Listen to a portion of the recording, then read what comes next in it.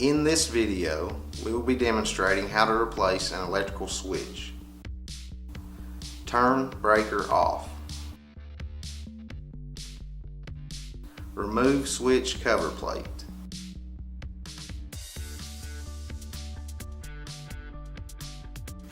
Using testing stick, ensure power is off. Remove screws from electrical box. Remove wiring from existing switch.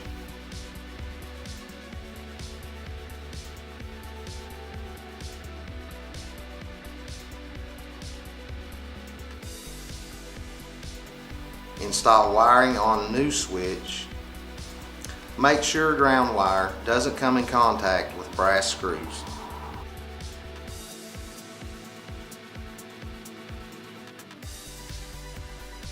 Fasten new receptacle into electric box. Install switch cover plate.